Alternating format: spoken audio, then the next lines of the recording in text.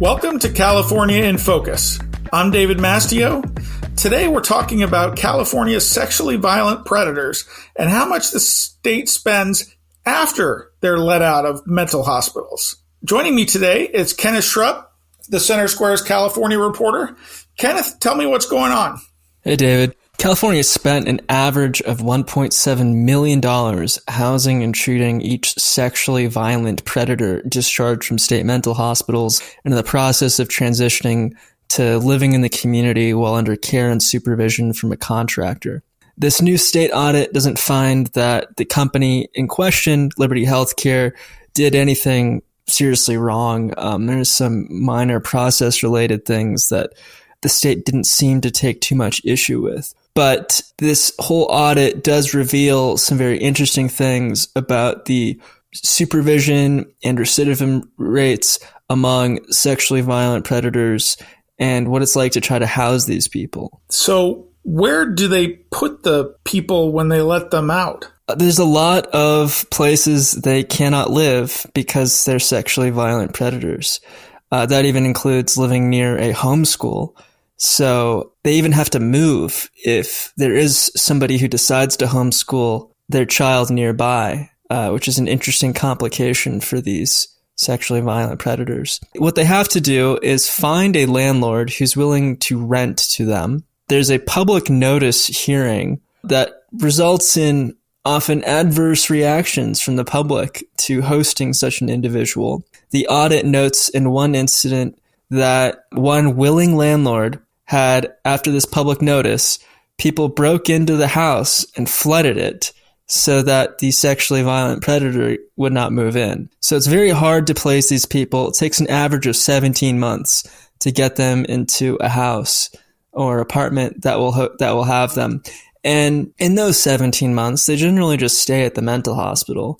The state doesn't have a lot of mental hospital slots, and those slots are in extremely high demand. So it's a very expensive way to have to keep these people for 17 months, which is why, of course, the audit said the state should just buy some buildings to keep them in. So one company has been doing this for 20 years. That's a long time to have a contract. Can you tell me how that happened and what the report recommends doing about it? Yes, Liberty Healthcare has been doing this for 20 years. And it's been attacked as a no-bid contract, but the state audit did note that they've been trying to solicit bids. There have been 4 attempts to try to get new bids, but nobody's really wanted to step forward and do a statewide program like Liberty Healthcare is. And it does seem like not an easy program to manage. I do want to sort of talk, though, about the outcomes of this program.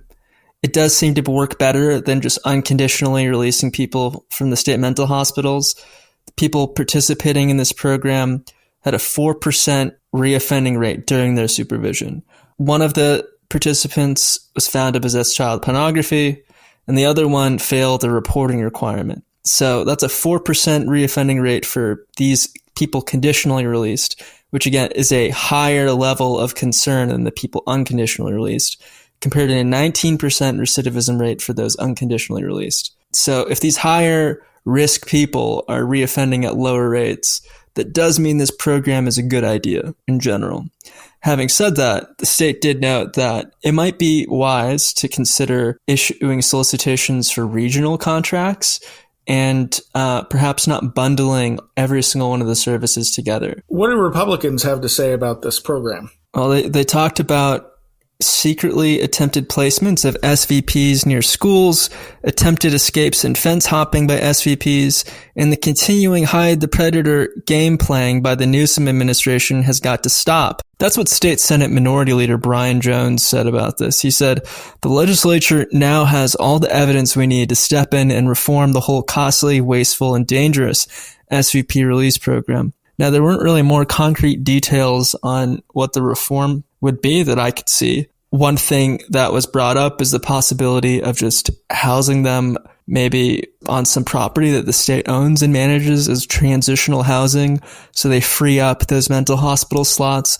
before they get placement under someone like Liberty Healthcare in a community. But there's another thing that is worth bringing up, which is that 1/3 of the individuals end up violating the conditions of their release and are sent back to mental hospitals for non-compliance. So 18 of the 56 individuals who participated in this program ended back in the mental hospital anyway. Well, thank you for joining me today, Kenneth. Listeners can keep up with this story and more at thecentersquare.com.